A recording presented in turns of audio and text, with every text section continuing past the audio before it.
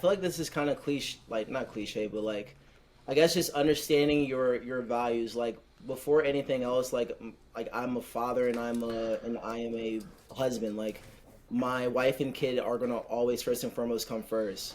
And so if that is the case, then I have to make my schedule or make myself available for what I value the most. Whether that means like telling somebody, hey, listen, I really would love to come out and warm up your team, but I have to be at home with my kid. Like that's what I have to do. So just making sure that you know in your heart of hearts where your values are, and if that is what you value, maximize your time accordingly to what you believe in, and also ensure that you are strict with your no's. I think that was something that I struggled with too. Like coming up at first, I wanted to help everybody out as much as I could. So I would just say yes or everything, and it just ended up becoming really taxing. So it's almost more beneficial to give somebody a no than to say yes and then have to like cancel it on the back end and be like, hey, I'm sorry, I can't do this anymore. So learn to say no to people is probably going to be like your biggest tool. How'd you handle that, being somebody, like you said, that wanted to say yes and you want to do a good job, and typically you have to say yes to do that? And I ask as somebody that has felt the exact same way, so kind of hoping that, any of our listeners will do the exact same. So I once again, it's just learning what you value, and um, yeah, you just got to learn what you value. And yes, it can be uncomfortable. Like I'm a person that's kind of wanting to avoid confrontation. So, but understanding that not confrontation may happen if I do say no, which it probably shouldn't because I'm only training your kids. Yeah. But with that being said, like you have to understand that confrontation may happen if you say this no, but this no means more to me because that's time with my kids or that's time for myself, whatever the case may be.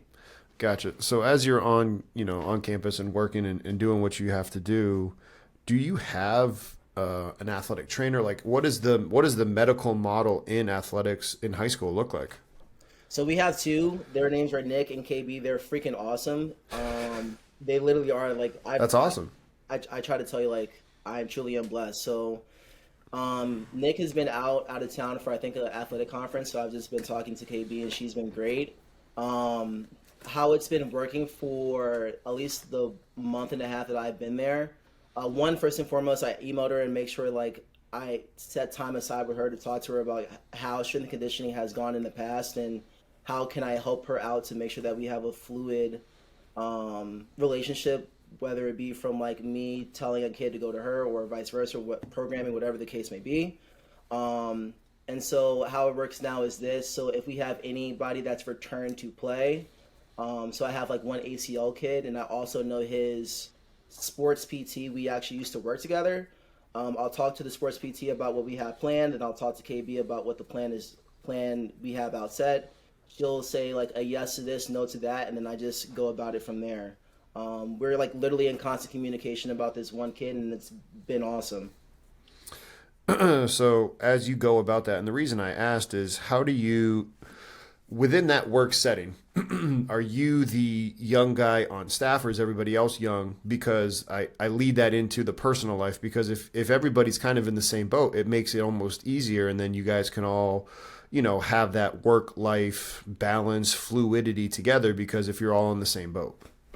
So no, I'm the youngest dude there. So they've been there for like I think 20 plus years. So Oh, okay. as long as I've been alive. So they actually told me like they told me the tricks of the trade and making sure that I learn to maximize my time with my family.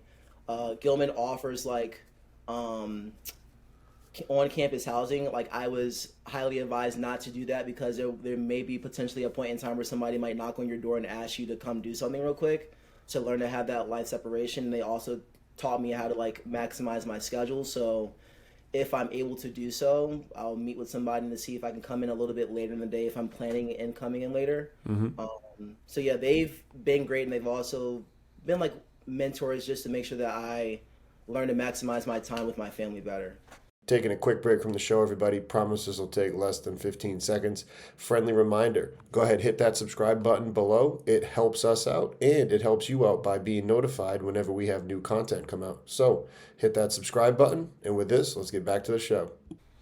How did you handle being the new person on, running a department, because you're not the first, nor are you going to be the last. I mean, my Frazier up at Harvard was director, I think, at 24, 25. DeMarco, same thing, 24, 25. Like, how do you handle being in charge of things at a younger age when some of the people that you're either collaborating with or are reporting to you are, much older than you?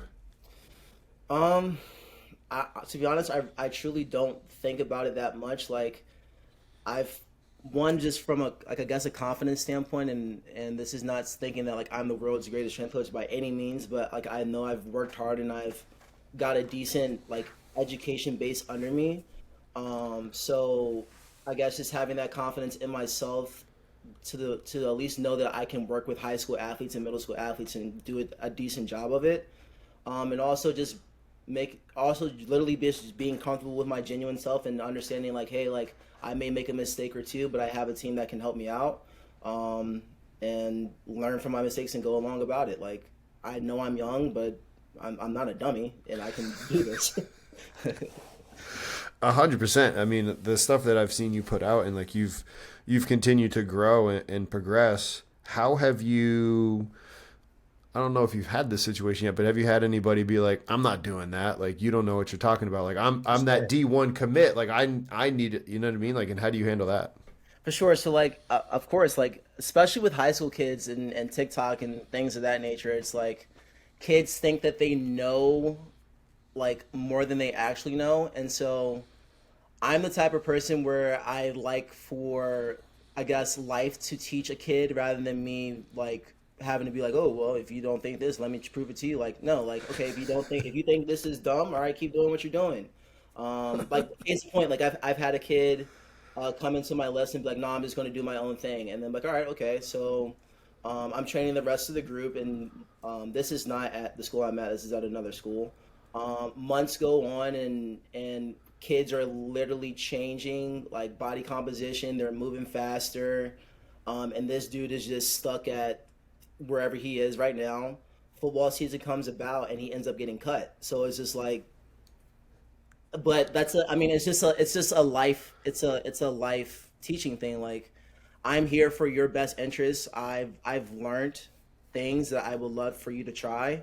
If you don't want, I mean, if you're not going to be accepting to it, I don't want to force this on you because that's the last thing I want to do. But hopefully, you come about and learn to at least try it. Man, how do you do that though? Because like just hearing you say that, I'm just like, but I know there's something good for you. Like I'm trying to help you out. Like, It's being patient. Like I deal with a lot of young men, and I understand that sometimes young men need to learn. Like life is going to be your biggest lesson. So like I can give you this advice, and I want you to understand that I am here. I'm not here just to do things, but I'm here to try to make you better and a better person.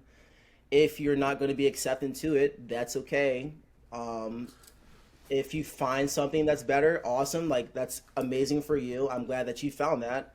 But if it doesn't work for you, like I try to help you, and maybe you come back. Like I'm not that like I don't know. Like I've always been that way. Like I don't want to have to force something upon somebody. Like literally, sometimes life is going to be your teacher.